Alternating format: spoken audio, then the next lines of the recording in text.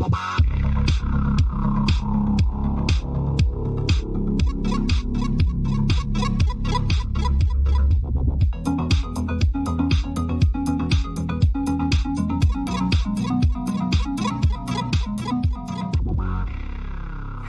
and welcome to the Unlucky Frog Gaming Podcast. You are joined by your two usual hosts here. We've got Tom Mannering.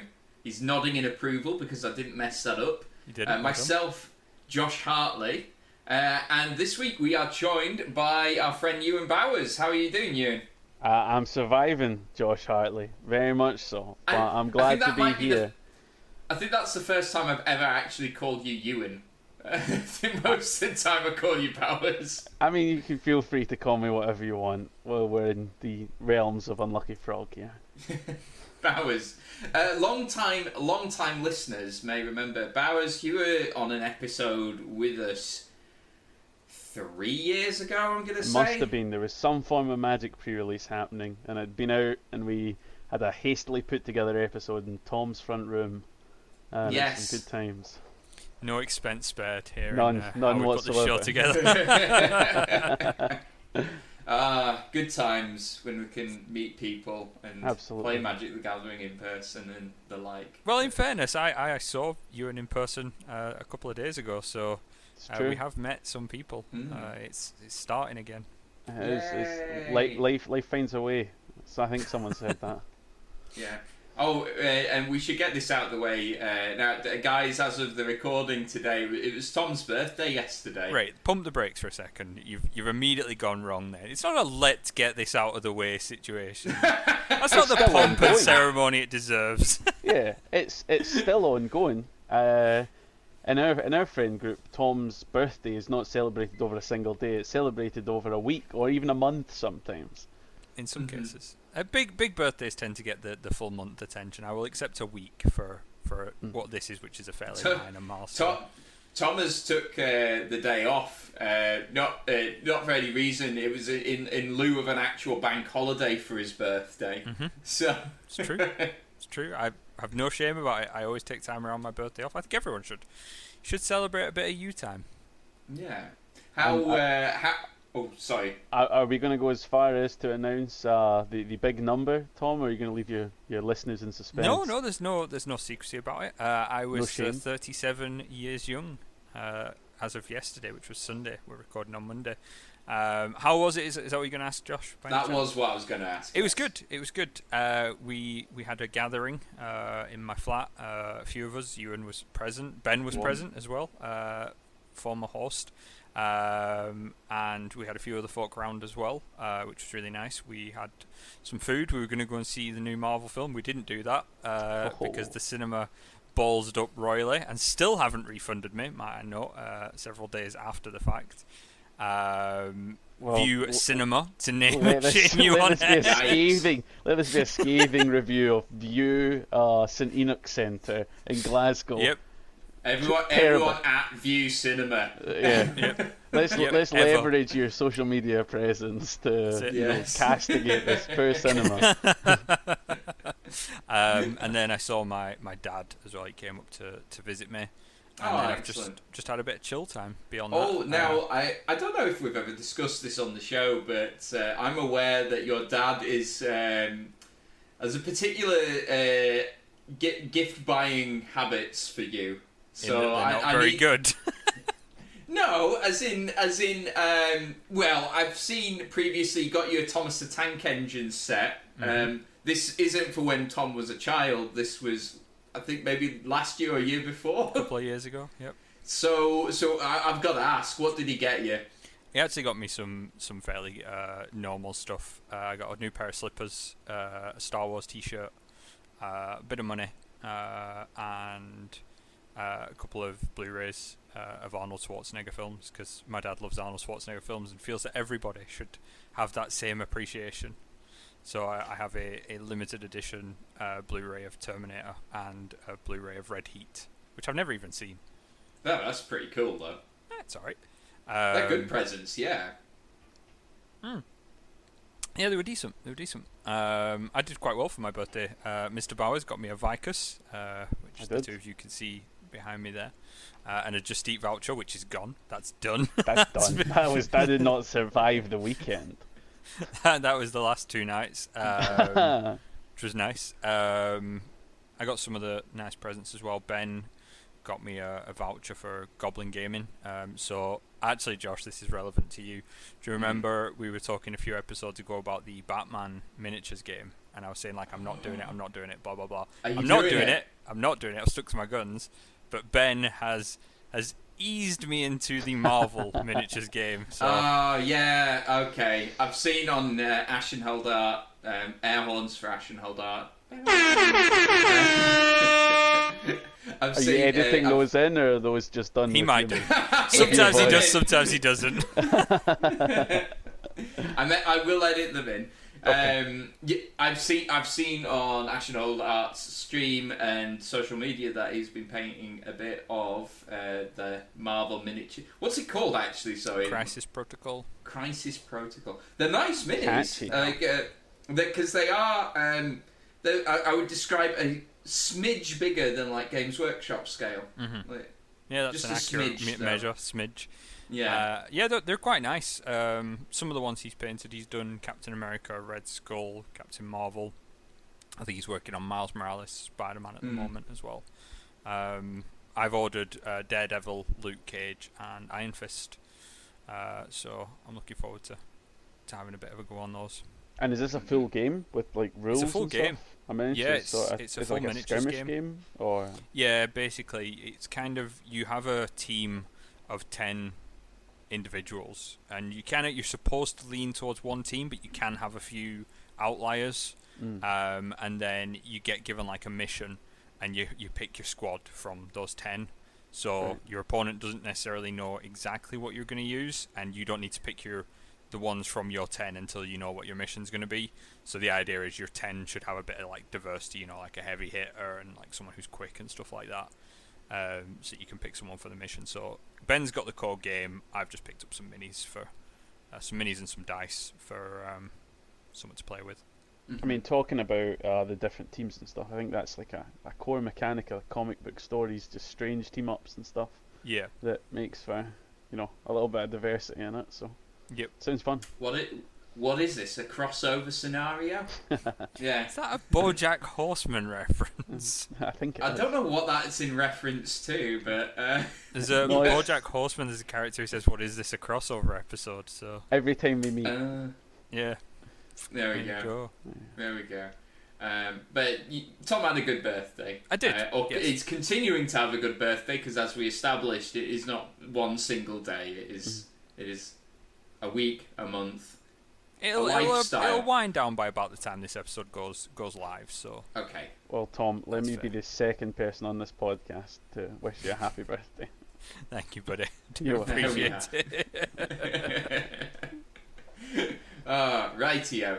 Let's get on to some of the topics that we wanted to cover. Where do we want to start, Tom? Shall we? You were streaming. You were streaming for us yesterday on your birthday. I was, yeah. I did. People who follow us on social media will have noticed we've been announcing that we're going to be doing some streaming. A little bit of an experiment on our part. We're going to do what the kids are doing and do some Twitch streaming. So yesterday on Sunday was our first stream.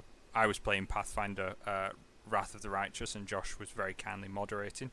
And did a couple of hours. It was really, really good. I'm really enjoying the game so far. I think you've played it as well, haven't you? I have been firmly entrenched in Pathfinder Wrath of the Righteous, much to the chagrin of my work, I imagine. I have been between emails, between calls, I've been doing turns. You know, it's very addictive once you get into it. Yeah. Well, let's talk about it for a bit then. So it's based on first edition Pathfinder, Loosely. which is loosely. Yeah. Loosely. I How feel like loosely? if you have a knowledge of first edition Pathfinder, you can most certainly go in and be surprised at some of the mechanics that they've left out. And if you don't, I think it's a solid game. You know, Okay. I think it works well whether you do or don't have a knowledge of the actual base game rules. Yeah. Right, I yeah. would agree And with you. what characters did you guys create? So on stream, I created my Pathfinder Society character from from the first edition. I made Artisan Greymore, who's an enchantment wizard. So I've played a couple of hours with him, and I think Bowers has done similar with his Pathfinder Society the very character. same. Not as far as to make Artisan Greymore himself, but I That'd be have made my own Pathfinder Society character. As charming as Artisan is, I went for my own character, who is a Zen archer by the name of Ren. Now this is interesting because you were talking to me about this at my birthday evening, just to reference that again, because one of the first companions you get in the game is a Zen archer as well. Oh, definitely, he is. And one thing I've learned about the Zen archer is that the only thing superior to one Zen archer is two Zen archers. So I have been mowing down, now that I've got access to the haste spell and my key points, I've been 5 attacks a turn, mowing down demons left, right and centre. Feeling good about myself. Nice. So we'll see how long that lasts for. Are you playing it in real time or are you playing it in turn mode? God no. I've been playing it in turn mode, Tom. Turn mode, yeah. That's interesting because I'm playing it in real time. Oh ho. Just to see how that. Well, that's the default. So I thought I'll play it in default if it functions. So that's what I did on stream, and I'm finding it quite good. I do find there is a bit of an issue sometimes in real time where you just can't quite keep up with what's going on because so much will happen at once. Like I had off stream, I was playing on a different character and I got attacked by a bunch of swarms, and there's just so much happened so quickly. I was like, this is maddening. Like I cannot actually get on top of what's happening because it's happening so quickly. Now, I done that same thing in turn-based mode, and I killed the swarms before they got to me. So I mean, I feel like I think turn-based mode, if you know what's happening very clearly at all times, if you understand the game, turn-based mode, I would say, is a lot easier than the real-time mode, because you're able, like you said, you're able to take a moment, sit back, and go, right, what's the best spell for this situation, rather than either doing some sort of pseudo turn-based mode where you're constantly pausing to think, or just frantically hitting buttons and hoping that everything's going well. No, I adore the turn-based mode. It was actually, you played Kingmaker as well, the first in the same line of games. Did you play that in the default mode, or did you play turn-based mode there? So when I played Kingmaker, it didn't have a turn-based mode because I played it at release. And it didn't come with a turn-based mode. They added that in later at fan request. When Kingmaker came out, actually, I remember playing that, and there was outrage because one of the early encounters was a spider swarm, and there was no kind of indication of how you dealt with a swarm. So if you had no knowledge of Pathfinder, which a lot of players would have done that would just like isometric RPGs and didn't play Pathfinder. And these swarms came at you and people were just getting absolutely minced by this swarm because they didn't know you needed to use area effect spells or explosives and things like that to deal with it. And there was I wouldn't go as far as say there were complaints, but there was a lot of people, grumbling and groaning because they're just getting absolutely minced by this swarm of spiders. I mean, it carries over as far as real tabletop Pathfinder, because these games are based on the actual adventure paths. I mean, in some cases loosely based on the actual adventure paths, but we've had our own experiences with some of the early encounters in adventure paths, setting you up for party wipes right out the gate in book one. Yep. If you run them as written, you're not getting very far. Was the giant slayer with a ghost swarm? Yep. Ugh. Yes. That's mean. So many horrendous book one encounters. There's the classic one in Giant Slayer where you get ganked in your sleep. Oh yeah. That we've experienced. There's the ghost swarm. Kingmaker's also got a werewolf in it. A really early random encounter with a werewolf when you have nothing to deal with a werewolf. That can be pretty brutal as well. I mean, you could go on because I can think of about half a dozen off the top of my head. It's one of the things about modules. Like if you run them as written, which they're written to be run that way, but you can modify them if you want to. But some of them can be really, really, brutal if you don't have the right party composition. So what you were saying before about the the turn-based mode, I actually picked up Kingmaker at the same time you done. I was very excited for Kingmaker and got it on release, and I got completely put off by the real-time mode. And it was only when they finally did put in that turn-based mode that I actually went back and played it through. Yeah. So I jumped in with both feet into Wrath of the Righteous with the turn-based mode, and I'm really enjoying it. I might switch to turn-based mode then, give it a go, if it's getting the Bowers seal of approval. 2 thumbs up. I feel bad for Josh. He's sitting there quite quietly. No. It's all good. It's all good. I'm just now picturing we need to get Bowers a big rubber stamp of his seal of approval. That's just his face, 2 thumbs up. There we go. Turn-based mode around the edge of it. So yeah, we're going to be streaming. I'm going to keep doing it on Sundays, playing through the storyline. So if people want to watch that on Twitch, and I'll try and maybe get a couple of sessions in during the week as well, later on in the evening, just to make a bit of progress. And I'm going to put them up on YouTube as well, so people can watch them at their leisure. But I'm doing a little bit of editing on those, so that'll take a bit of time. Do you have any ideas for some other games that you might be playing down the line? Yes, we do. So Josh is going to be playing some Magic Arena. At some point, yes. What it will require, those, and I was going to come on to this, is a bit of investment on my side, because my laptop can run Magic Arena. I am not convinced it will be able to run Magic Arena and stream at the same time. I think that it just about runs Magic Arena. So I think I might use this as the excuse that I've been looking for to actually buy a decent gaming PC. So. I don't think it's as demanding as you... And I admit your laptop might not be able to handle it, but I don't think it is as demanding as you think it is, because I was a bit worried. Like, my PC's decent, but it's got a few years under its belt now. And I was a bit worried about, is it going to handle Wrath of the Righteous and Twitch and, anything else I've got going on in the background as well. Yeah. But I think a lot of it comes down to your upload speed rather than your actual system speed. I was, funnily enough, you've beat me to the punch there as well, because my other concern is that I am currently living in rural Cumbria, so I don't know. Like, my internet seems fine, but I haven't tried streaming, so I don't know if it's how well that's going to work. I mean, you listeners can't tell on the recording, but I'm told by Tom that I'm a bit stuttery now that I'm living here. Yeah, I don't know if that's been continuing. Yeah, it has, yeah. There we are. So this seems like it's leading into the world's first podcast stream from a local library or something like that. Just Josh in Carlisle Library, just streaming Magic the Gathering. Look, you didn't say I couldn't do this, so yeah. So I don't know. Like, I might wait until I'm moved into my new house in Carlisle, which is a city technically, and therefore has fibre broadband. So I might wait until that point. I don't know though. I'm just thinking it may not be the best crossover Josh in a library when it comes to volume. No, yeah, I have been, I've been barred from libraries. So. Really? Is that a joke? Or no, that was a joke, okay. Tom.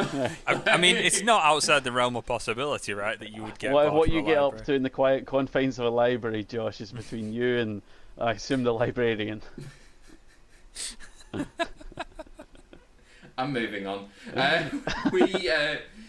Before we get into any other news, we wanted to have a quick chat about thank our patrons, because we haven't shouted them out in a long time, and Tom has been doing a little bit of housekeeping on this front, so you have the list. I do, yes. So folk may have noticed over the last week or so that there's been some updates to our social media. There's a lovely new banner that has mine and Josh's beautiful faces on it, and a few other bits, and we've updated our Patreon tiers.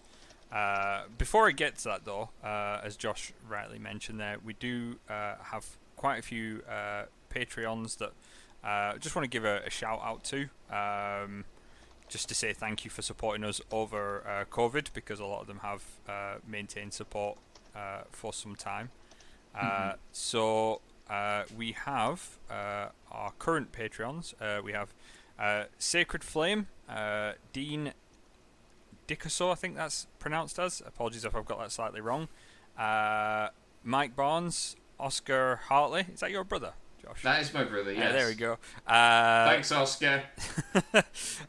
Simon Marr, Simon Harper, Scott Russell, Barry Collier. Can't even say my friend's name, that's not good. And the Giant Brain are all our current Patreons, so we just wanted to say thank you to all of them for this ongoing support. We would also like any of our listeners that aren't Patreons and wish to become so to go and have a look at our Patreon page. We have updated our tiers, so if you'll indulge me for a minute, Josh, just to talk through those. You go for it, so man. Well, it starts from $1. If that's all you want to give, that'll be wonderful, and it'll be really appreciated. However, solitary dollar to support this fantastic podcast and the amazing material that Josh and I bring to the table. It's all you need to offer. Anything more is great. So yeah, for $1 you get our ongoing gratitude. For $5 and up, you are added to the Patreon list, and you will get an episode shout out as well. And for the $10 and up, you get all of the above. And if you are a Patreon at $10 above for 6 months, and every subsequent 6 months, you will be invited to an invitational game with myself and Josh online. So that can be a role-playing game, a board game, and things like that. So if you would like to come and game with me and Josh. I was a bit worried where that was going, Tom. If you want to come in. If you want to come and game with me and Josh, god damn it. If you want to come and game with me and Josh, you can do so by subscribing at $10, and after 6 months you will receive an invitation to do so. Well, I will see you in 6 months, Tom Mannering, because if you give it a little refresh, you got your next patron right there. Give a shout out to Ewan Bowers. There we are. Live on air. Live. Long time executive producer, but yes. I did let my subscription subside a few months ago, but I'm back, and with the promise of a game I have to pay for, how could I say no? Exactly. There we exactly. are. So you can game with Ewan now as well. Ewan will be there as well. Apparently so. So yeah, we're going to use that Patreon money. Obviously, that'll support things like technical upgrades. Maybe Josh will get his new laptop. I'm kidding. Yeah, that is coming out of my own money. Something we might do, and it's stuff like USB microphones that just to improve like the audio quality of the of our voices that you're listening to right now. There is. We use a software package called Squadcast for recording this. Now we only do the audio, but there is a package that you can upgrade to where we get to record video as well, and you can see our beautiful faces as we're talking. So we have started doing. We'll consider. Yeah, we have started doing a few videos now and then, and I think obviously because Josh is now back across the border again, it's easier for us to do video content rather than in-person content. So we might do some video stuff in future as well. Maybe do some episodes as video format. Maybe even make those available to certain Patreons as well in benefits going forward, or maybe some general audience stuff. We'll decide as and when we get to it. But yeah, all exciting stuff on the horizon. I would consider the promise of video content might scare away some of your Patreon contributors. How very dare you? It's a fair point though. So,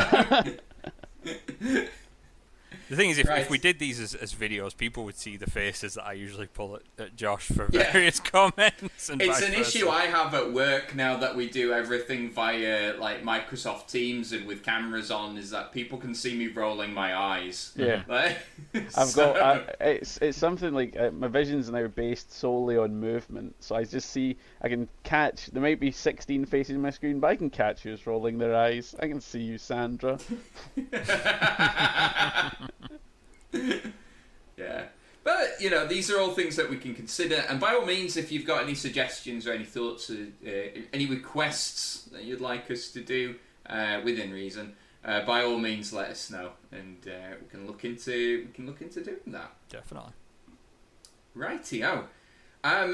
On with the news this week. And before we hit record, I was saying, it's been a bit of a light news week this week. I'm not really seeing much, but there is been a little bit of an announcement from Games Workshop. So they released this on Friday, 3rd of February. This is a peek inside 3 new Warhammer boxed games arriving in 2021. Mm-hmm. So we like Warhammer. We like their boxed games. Do you wanna hear what they've got on offer, guys? Do we? Yes. So first of all, Warhammer Age of Sigmar Bladeborn, a fast-paced and brutal game of clashing warbands for 2 players. Bladeborn sees Kraga's Ravagers face off against the Godsworn Hunt to earn a place in Archeon's Everchosen's armies. What I can tell is this is sort of riff off Underworlds. Mm-hmm. You get a hex-based map.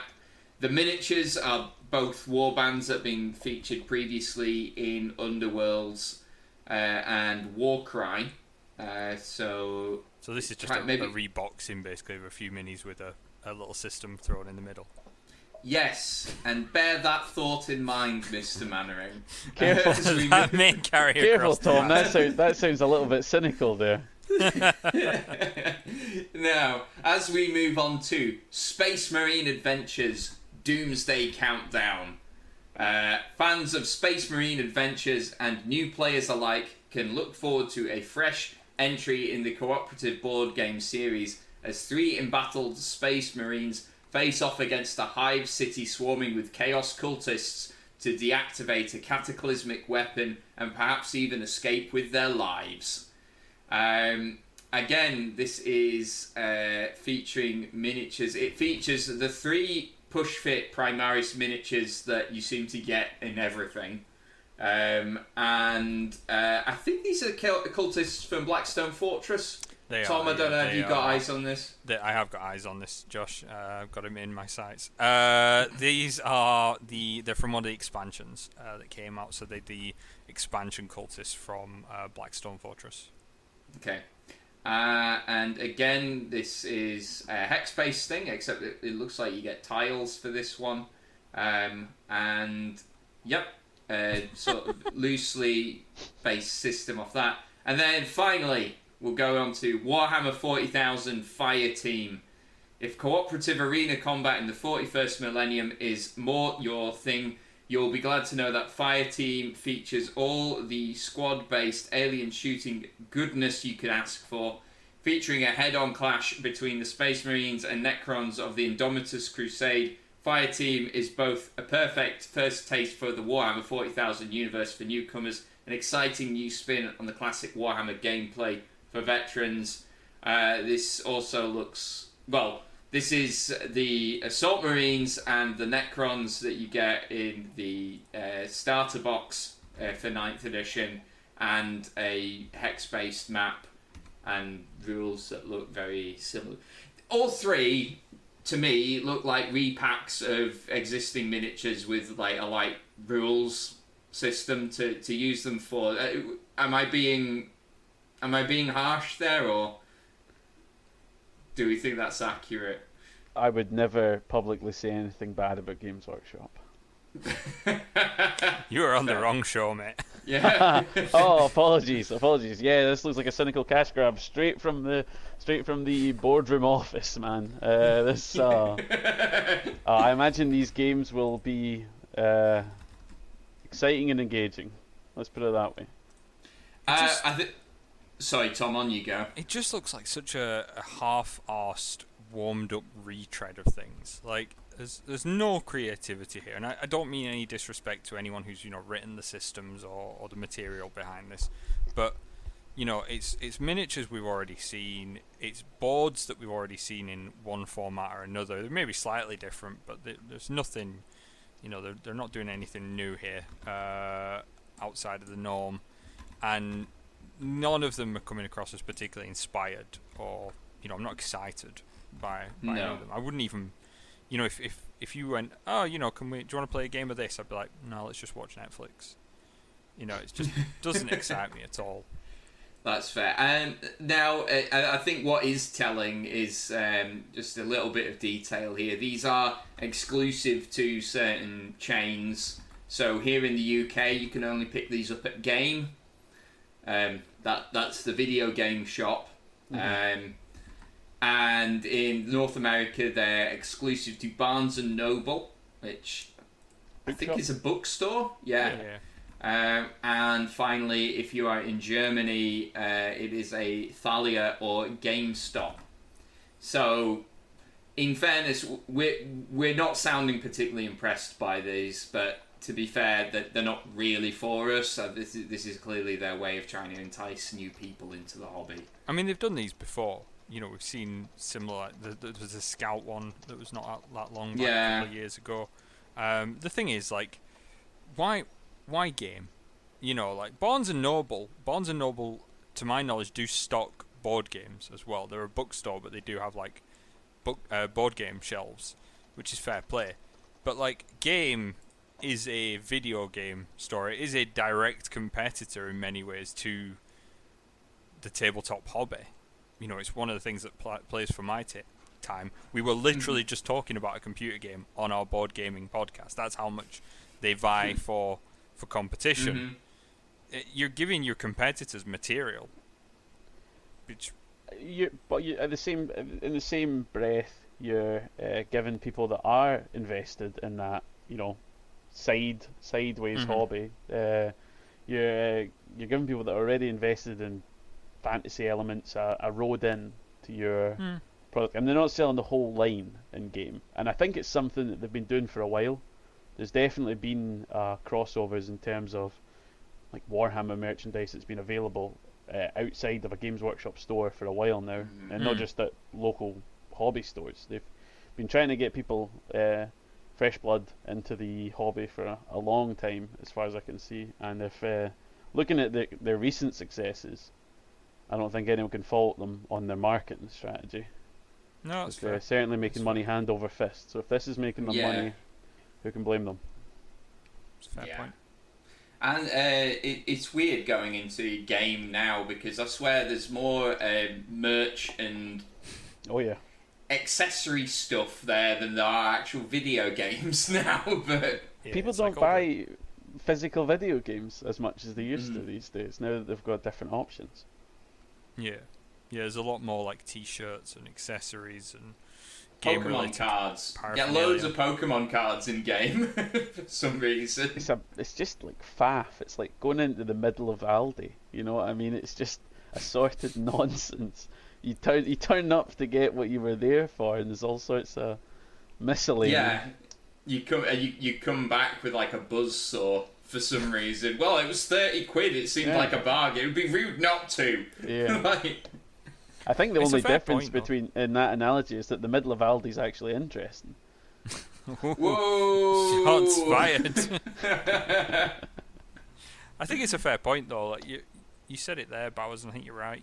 People aren't buying computer games off the shelf anymore. It's just it's so much digital download based now, and even when I do buy a physical computer game, I usually just order it in off like Amazon and stuff rather than going to Game or anything like that. Or pop into CEX. Yeah, that chain, like, I don't know, like, because like I don't play as much video games as I used to years ago. But that chain kind of popped up out of nowhere for me like 10 years ago, and I'm like, what the hell is this? Now they're everywhere. Yeah. I mean, it's telling because with video games, even they are going to like a subscription-based model as well. Yeah. The Xbox, you get an absolutely cracking amount of games on Xbox for about as much as a Netflix subscription, and you get to keep them for as long as you've got the subscription. Play through them, especially if you're playing things like single-player numbers where you don't really need them when you're done with them. It's you know, it's it seems like the whole framework of businesses is changing. We've seen how like GameStop in America fell to bits because no one's going in and buying. It's just a bunch of tat and some boxed games that half the people that have a console don't want. So.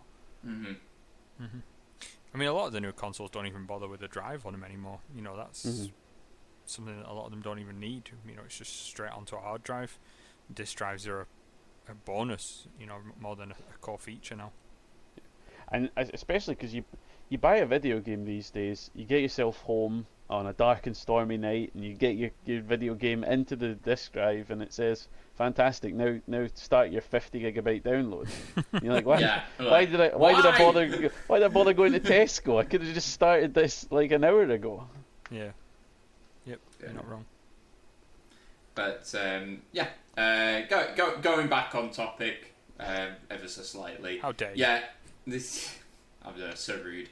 I think in summary, I think these games are not for me. So that's probably why I'm a little nonplussed by them. But yeah, as Bowers points out, they seem to be making a bob or two Games Workshop. So who are we to question their marketing strategy? It's fair. So I think one thing we've not done this episode, Josh, if we're finished with the news, that I would like to. Normally you'd ask me what I've been up to, and I would extend you the same courtesy. And we've already kind of referenced, you know, birthdays and things. But I'm curious, what's Mr. Bowers been doing, gaming wise? How rude of me! I haven't asked our guest. I know you've ambushed me here with a question. Yeah. I know. Put it on the spot. No, well, as I mentioned before, I've been deep into Wrath of the Righteous. I'm a good few levels in now. I'm a mythic Pathfinder character at this point. And it's good seeing their take on Mythic, having played it Mythic content with yourself, Tom, and Josh. But no, I've been busy myself with that. I've been attending certain charismatic fellows' birthdays. I've been trying to get my RPG sessions in, but we've had a good few weeks of disruption. Well, with weddings and birthdays and all sorts. Life gets in the way sometimes. It does indeed. So. But my most recent one was our Pathfinder campaign on a Saturday night, Tom. I've been playing, getting in on that, hitting level 10. You know, we're getting up there now. Knight Commander or whatever it is I am these days. No, it's good times.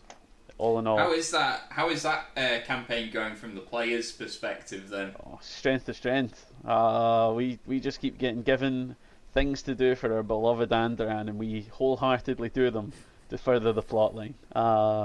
First, I mean, I think we mince our way through many combats, but we came up to the inevitable hardest opponent in Pathfinder, which was just a big steel door, and we sat there arguing over what we were supposed to do, trying secret words, looking for secret passages, everything, and it got to the point where our fighter just went, you know what, I got an adamantine sword, I'm going to recreate episode the Phantom Menace, I'm just going to carve through this.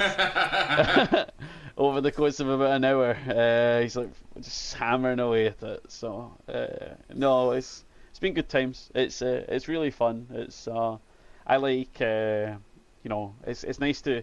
It feels almost in a way like Pathfinder Society, in that we are we're going from assignment to assignment, and that's the whole sort of vignette concept was what we were really going for. It's a Saturday night game. Quite a few players are coming in from a long day at work. One of them from the deep in the heart of a Games Workshop store. And we've just, you know, it's supposed to be fun. It's supposed to be quite light. even though Tom's been throwing in some pretty heavy stuff over the months that we've been playing. But it's good times, and it's mission to mission to mission. It's good times. Really enjoying it. Glad to hear it. Yeah, I think it's interesting. Like a lot of the campaigns that we've played in, especially with the two of you that I've run for, we've done very sort of narrative. There's an ongoing story arc of some prescription, some description.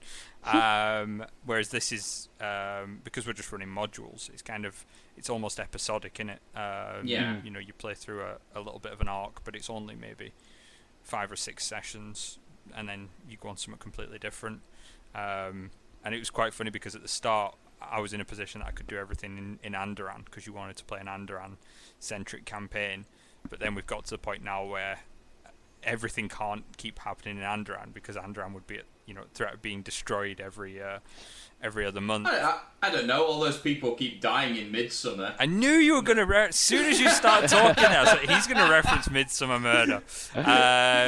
It is a bit like that. So now we've gone a bit further afield. So, they've been to Cheliax and Katapesh, and now they're up in not the Misty Mountains. I keep calling them Misty Mountains. That. The Mindspin Mountains as well with the dwarves.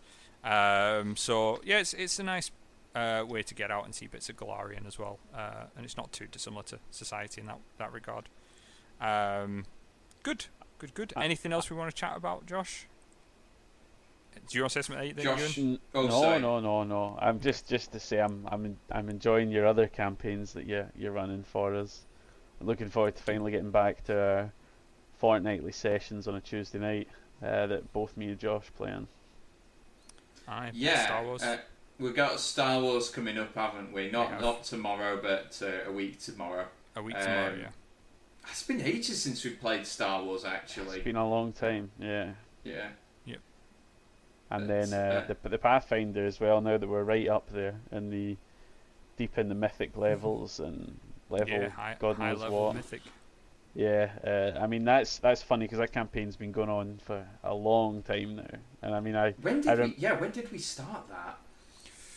I think it was about 3.5 years ago. Yeah, the campaign started. But it's thinking back to some of your early episodes and hearing baby Josh's excited takes on all the characters that are now dead. Yep. Yes. Yeah, I think there's one last man standing before we have a completely fresh party compared to what we were when we started. Still got Tharic Oathbinder, the stubborn, resolute dwarf that can heal himself and run away. And does both. Regularly.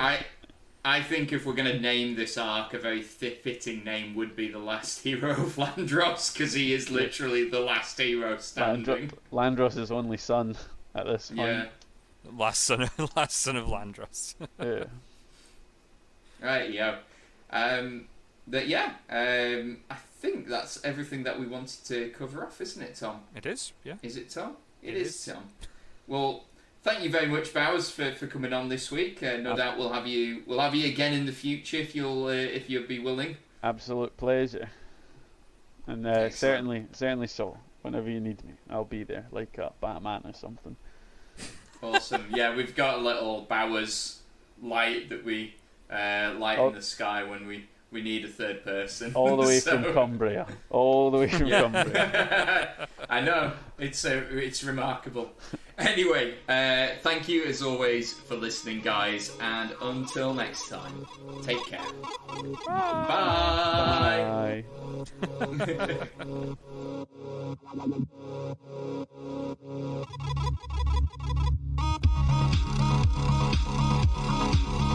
Bye.